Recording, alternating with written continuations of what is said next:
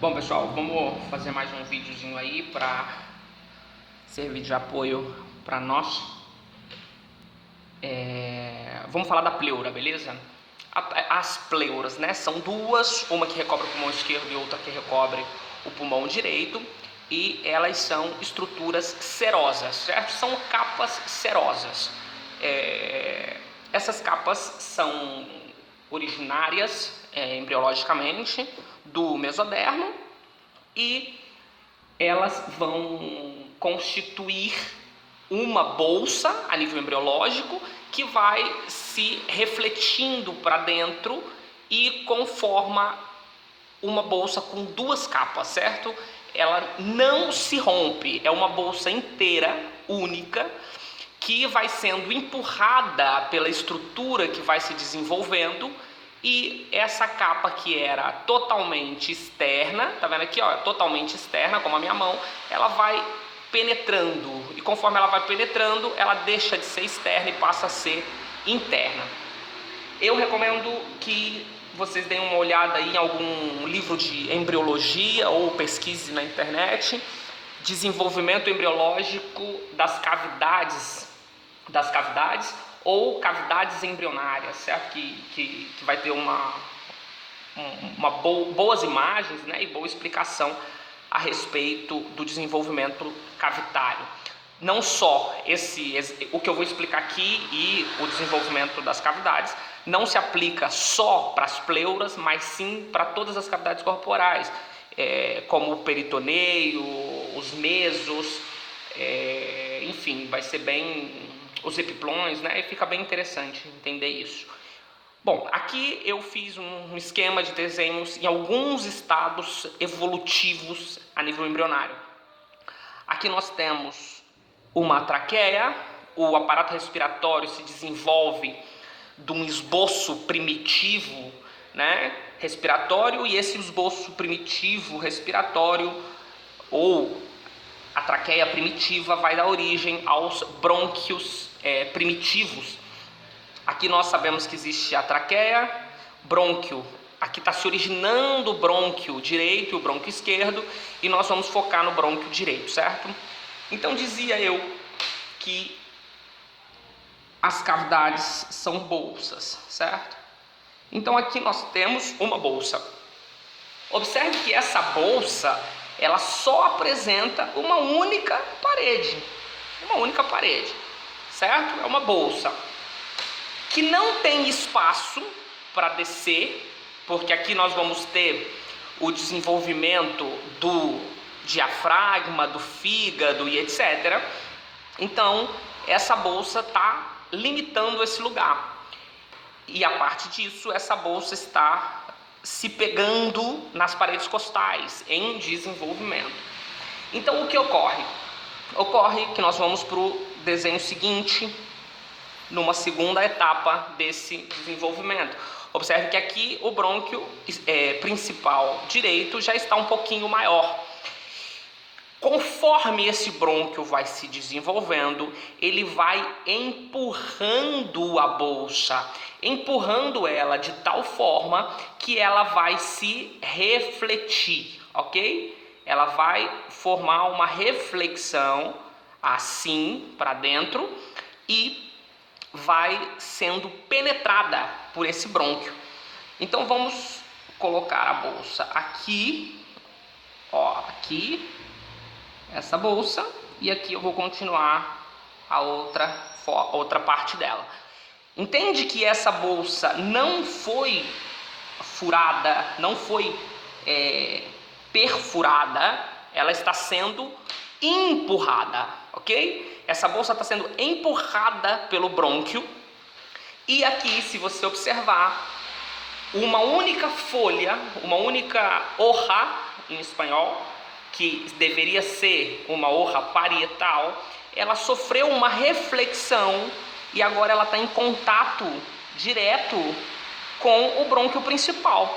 Quando ela passa a estar em contato com o brônquio, ela passa a se chamar visceral, porque agora ela está em contato com uma víscera, ok? Vamos para uma terceira etapa. Nesse momento, o brônquio principal já deu origem aos seus brônquios lobares, certo? Nós estamos falando de pulmão direito. Então nós temos lóbulo superior ou apical, lóbulo inferior e lóbulo médio, ok? E vamos ver o que aconteceu com a nossa bolsa. A nossa bolsa estava de boazinha sim, começou a ser empurrada pelo brônquio e agora essa bolsa foi empurrada e ela vai acompanhar cada estrutura que está se desenvolvendo dentro dela, ok? Observe que é uma única bolsa, ou seja, era uma única parede que está sendo empurrada, ó, e ela vai se continuando conforme as estruturas, porque essas estruturas estão crescendo dentro dela, certo?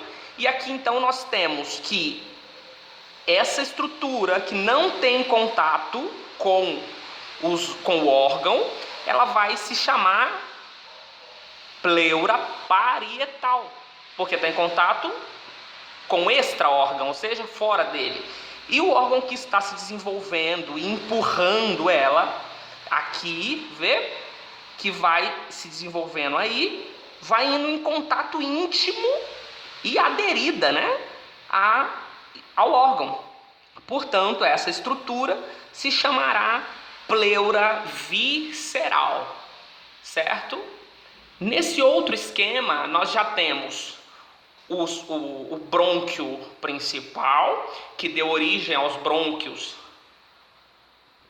lobares, e agora os lobares deram origem aos brônquios segmentários, certo? Segmentário apical anterior e posterior, lá no lóbulo apical, aqui no lóbulo medial, segmentário lateral e medial, e aqui o inferior com os seus outros 5 segmentos. O que acontece com a bolsa? A mesma coisa, ó, ela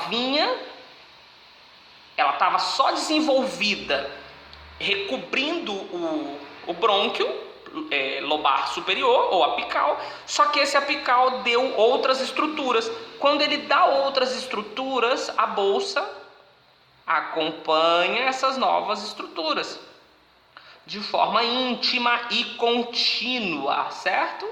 Observe aí, ó, ela vai acompanhando toda a estrutura, cada estrutura, ok?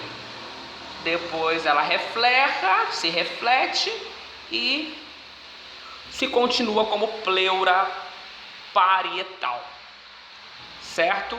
Então era uma única bolsa que está sendo empurrada pelo desenvolvimento embrionário das estruturas respiratórias, essas estruturas embrionárias vão se desenvolvendo em íntimo contato com a pleura, com a bolsa, e essa bolsa, essa pleura, vai sendo empurrada e aderida pelas estruturas orgânicas e, portanto, passa a se chamar pleura visceral, ok? Daqui para lá, isso continua se desenvolvendo em bronquíolos terminais, bronquíolos respiratórios, alveolos, e essas estruturas vão acompanhando tudo. Cada novo elemento que surge vai acompanhando, ok? Aqui eu fiz um pulmão sem representar os lóbulos, os brônquios, desculpa, só representando o lóbulo apical, o lóbulo médio e o lóbulo inferior. Aqui nós vimos que existe um local, um orifício, por dizer assim, que é um orifício de origem embriológica, ou seja, lembre-se que era uma bolsa fechada e ela começou a empurrar, e ao empurrar começou a formar uma abertura.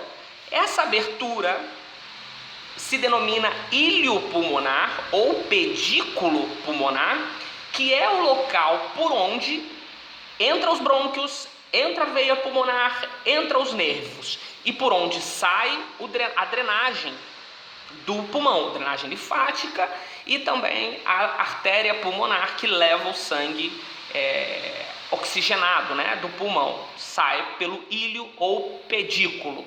E esse é o local que existe a reflexão, ou onde se refleja, em espanhol, onde se reflete as pleuras, onde a pleura parietal se continua como pleura visceral. Vamos dar uma analisada aqui, ó. Então nós sabemos que a pleura visceral parietal, ela é externa e cobre todo o pulmão por sua cara externa. Esse lápis está muito fraquinho, vamos pegar um mais forte.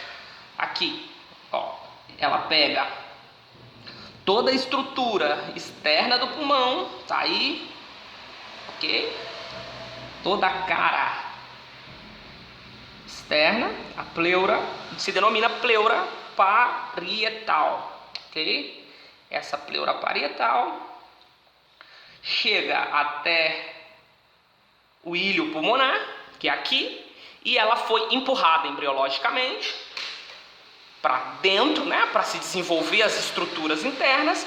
Então ela se continua, é a mesma, eu estou trocando a cor, mas é a mesma folha, é a mesma parede, só que ela passa a se chamar então pleura visceral. Por que visceral? Porque ela está em íntimo contato com as vísceras, ok? E nós vimos que lá no vídeo de arquitetura pulmonar, nós vimos que a lobulação pulmonar está determinada pela quantidade de lóbulos, de brônquios que nós temos. Então ela também acompanha a divisão pulmonar, certo? Observe aí que ela acompanha essa divisão pulmonar e vai recobrindo toda a estrutura do pulmão. Se continua aqui, desce outra vez. Observe que é uma única folha, ela nunca virou duas. Ela é uma única folha que aqui ela vai pelo íleo pulmonar para se continuar com a parietal, certo? Então observe que é uma única bolsa que é empurrada, e ao ser empurrada ela origina, ou ela passa a se chamar visceral e parietal, ok? A folha parietal recobre toda a cara externa e a nível de pedículo ou íleo se continua como pleura visceral, ok? Qual a importância da pleura, certo? Tem várias importâncias, mas eu vou mencionar algumas. Vamos imaginar que aqui nós temos a parede costal. Nossa parede costal, aqui a região clavícula, escapular e cervical. Perfeito? Aqui nós temos o diafragma. Ok? Então o que nós vemos? Nós vemos que a pleura parietal, ou seja, a externa, está em contato com uma região costal, portanto ela vai se chamar pleura parietal costal, porque ela está em contato com os arcos costais, certo? Uma porção apical que está em contato com o ápice pulmonar, com a porção apical e cervical, portanto vai se denominar pleura parietal cervical. E uma em contato com o diafragma, portanto pleura parietal diafragmática. E uma outra que está em contato com essa região aqui, que se denomina mediastino. Essa região se denomina mediastino, portanto, essa pleura parietal aqui se denomina pleura mediastínica. Perfeito? E a pleura interna é pleura visceral. Agora, essa pleura parietal, ela está aderida às estruturas que a circunscreve, ou seja, as estruturas que a rodeiam. Assim, ok? Ela está aderida. E qual é a importância disso? A importância disso é que o pulmão, ele é uma estrutura elástica. E o pulmão, ele tem a tendência natural a colapsar, a fechar, certo?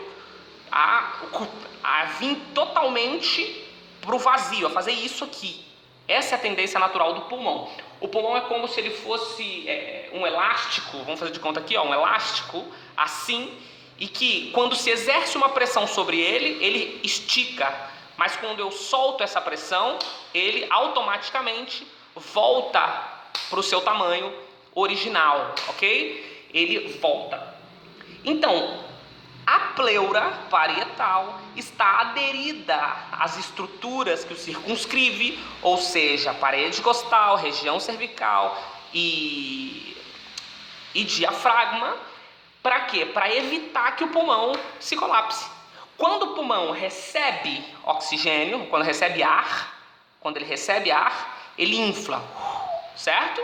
Ele infla, porque ele é um tecido elástico, então ele enche totalmente. As paredes costais também são estruturas com elementos elásticos, então ela também se distende, certo? Quando o ar é exalado ou expirado, o pulmão vai murchar. Só que ele não murcha todo, porque quando ele vai murchar todo, aqui existe uma pressão que mantém ele algo distendido, algo aberto. Essa pressão, ela está determinada pelo quê? Entre a pleura parietal, vamos fazer aqui, ó, isso aqui é a pleura parietal, ok? E aqui a pleura visceral, ok? Pleura parietal e pleura visceral. Entre as duas pleuras existe água, certo? Existe líquido, aproximadamente 10 ml. Aproximadamente, ok? 10 ml. Esses 10 ml, se eu não me equivoco, é a soma dos dois pulmões. Então seriam 5 ml em cada pulmão, ok? Aqui, tomando um cafezinho aqui. Então vejamos que se você pegar aí na sua casa, fazer um experimento qualquer, pegue duas lâminas de vidro, apoie uma sobre a outra, com água entre elas, põe água entre as duas e apoie ela, certo? Ela vai ficar com uma facilidade enorme de fazer isso, ok? Se você colocar assim as duas lâminas, com água entre elas, ela vai ficar muito fácil de fazer isso, certo? Só que vai ficar muito difícil de você fazer isso, tirar elas, separar elas, vai ser muito difícil, porque a água dá para elas aderência. E graças a esse líquido que nós estamos vendo que está aqui, posto entre essas duas pleuras, graças a esse líquido, a estrutura, a pleura parietal unida à parede costal, quando puxa para lá, arrasta a pleura parietal e impede que o pulmão vá para o outro lado. Então a força exercida pelo pulmão, pelo conteúdo elástico do pulmão para se fechar, para se colapsar, é anulada pela força exercida pela pleura parietal, graças às estruturas que ela está anexada, ok? Importante ter em consideração que esse espaço, denominado cavidade pleural, é um espaço virtual. Esse espaço ele não é possível que nós visualizamos ele em condições normais. É um espaço virtual onde pleura parietal e pleura visceral estão juntas. Quase é impossível ver esse espaço, certo? Esse espaço é simplesmente um espaço virtual. O que é o líquido pleural? O líquido pleural é um transsudado plasmático, Ou seja, aqui nós temos os vasos sanguíneos, assim, certo? E o plasma sofre uma filtração por meio de forças hidrostáticas, coloidosmóticas, oncóticas, que permite a saída de líquido do plasma para o espaço pleural. E dentro desse espaço pleural existem forças, as mesmas forças, porém extracapilares, que fazem com que esse líquido regresse para os vasos sanguíneos. Essa entrada e saída de líquido dos espaços extracapilares favorece a vigilância imunológica, né? Porque aí saem células do sistema imunológico, dão uma fiscalizada e voltam para a circulação. Isso permite o quê? Permite um equilíbrio, que a quantidade que saia dos vasos sanguíneos de líquido plasmático, desse transudado, seja a mesma quantidade que ingresse. E aí sobra mais ou menos 5 ml. Esses 5 ml são filtrados pelo sistema linfático, ok? De forma tal que sempre fica constante uma quantidade de mililitros de líquido pleural, não só pleural, como em qualquer cavidade corporal. Agora, o que ocorre em processos patológicos, que isso se desequilibra, por qualquer razão, aumenta a saída de líquido e diminui a filtração. Aumenta a saída, mas a volta, a filtração, né, ela está diminuída. Então a quantidade de líquido pleural aumenta. Quando a quantidade de líquido pleural aumenta, então a gente vai conseguir perceber a cavidade pleural. Por quê? Porque a coleção de líquido, ela vai separar a pleura parietal da pleura visceral e vai se acumular líquido em determinados setores, né, da pleura.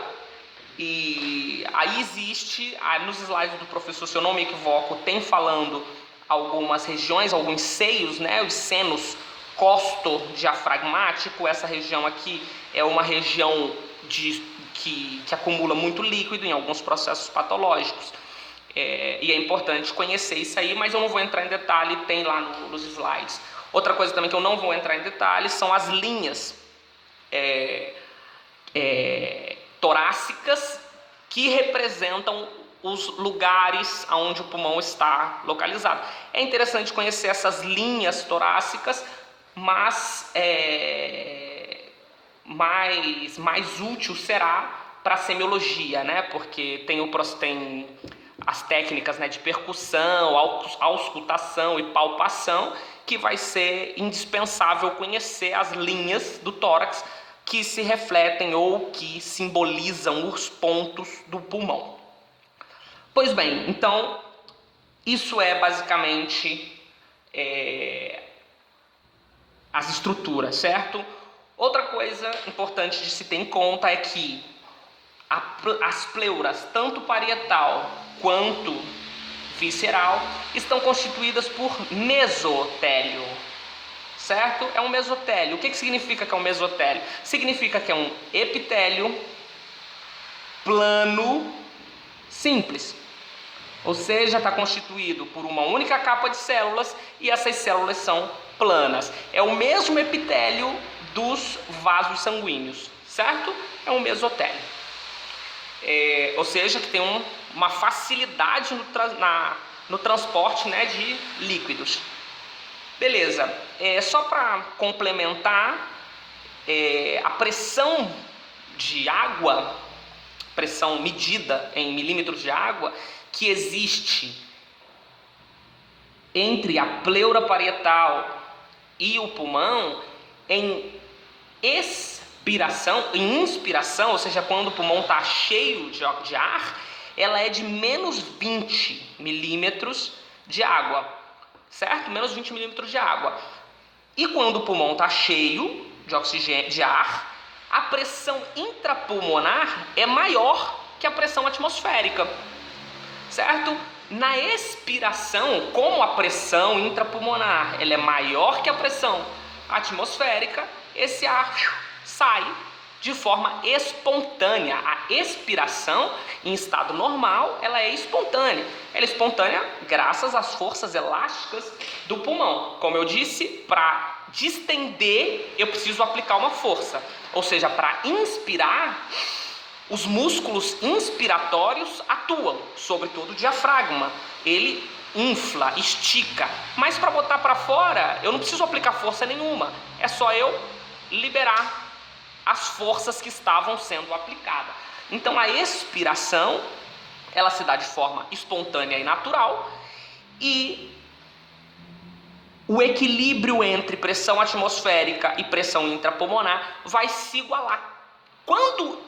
Se isso acontecesse, se ela se igualasse 0 a 0, o pulmão colapsaria. Portanto, essa pressão pleural de menos 20 milímetros de água descende até menos 2, ela quase chega a 0, só que ela fica em menos 2. Como ela fica em menos 2, ela mantém uma pressão negativa para o pulmão, o que evita que o pulmão colapse, certo? O que favorece que a pressão atmosférica seja superior à pressão pulmonar. Portanto, o ar pode entrar novamente. Por que pode entrar? Porque tem uma pressão menor aqui que uma pressão lá em cima, na atmosfera, ou seja, do lado de fora da boca, entende? Isso é mais fisiologia, só para a gente entender esses números de pressão que estão aí no slide do professor. Beleza, isso é pleura, não tem mais nada em específico, só vou dar um exemplo para vocês aqui com esse preservativo. Não está usado não, hein, gente? Pelo amor de Deus. Como havia dito, a nível de desenvolvimento embriológico, é uma única bolsa, correto? Uma única bolsa que está aí com uma única parede, assim, e quando os brônquios começam a se desenvolver, eles começam a empurrar. Veja bem, ele empurra a bolsa, observe aí, está empurrando, não está furando, está empurrando. Empurrou e olha lá dentro dos meus dedos interno eu tenho uma capa recobrindo eles, certo? E aqui do lado de fora eu tenho outra. Então o que está lá dentro vai ser a pleura visceral e o que está aqui fora vai ser a pleura parietal. Esse espaço que existe entre o meu dedo, que está cheio de ar, entre os meus dedos e essa parte externa, é a cavidade pleural. Como eu disse que essa cavidade ela é virtual, portanto eu vou soltar o ar aqui para a gente ver como ela fica. Ó, assim. Nem dá para perceber que são duas capas, mas são duas capas, nós vimos que são. Então eu tenho pleura visceral aqui e lá por dentro a pleura parietal, ok? Eu vou inflar aqui para a gente ver novamente. Aí está, certo? O brônquio principal vai se metendo e lá dentro vai se desenvolvendo, formando os demais brônquios e tal, beleza? Quando isso acontece, a pleura se converte em pleura visceral e parietal, certo? Duas capas aderidas, por onde eu meti a mão, por onde eu meti os dedos aqui, é onde se reflete as duas capas, onde as duas capas se refletem, ou seja, dobram, e está constituído então o pedículo ou o íleo, que é o local aonde entram as estruturas pulmonares. Beleza, gente, eu espero que seja útil esse vídeo, e é basicamente isso aí. Deixa eu só dar um outro desenho aqui, um outro exemplo rápido, deixa eu ver se eu tenho um espaço aqui, ó. Se nós consideramos o pulmão aí, certo? Assim nós teríamos aqui o pulmão, ok? E em volta dele a pleura visceral, pleura parietal e pleura visceral, certo? Aí, agora imagine que por qualquer motivo, essa pleura aqui se rompe. Se eu rompo essa pleura nesse lugar aqui, eu perdi aqueles menos 2 milímetros de água que me mantinha uma força de retração. Quando eu perco isso, vai acontecer o seguinte: eu vou ter o meu pulmão, vamos fazer aqui a pleura perfurada, pleura visceral, e aqui eu vou fazer a pleura parietal, e aqui eu vou fazer a pleura visceral. Olha o que aconteceu com o meu pulmão. Acontece exatamente isso. O pulmão encolhe totalmente, ele colapsa totalmente, e esse espaço vai ficar ocupado por água, porque nós tivemos um rompimento e o líquido vai começar a ser recoletado aí dentro, beleza? Isso se chama pneumotórax, esse tipo de lesão, né, de acidente. Bom, beleza, sem mais delongas, o vídeo vai ficar muito extenso. Obrigado aí por assistir, dá uma curtida aí no vídeo se vocês gostaram. Até a próxima.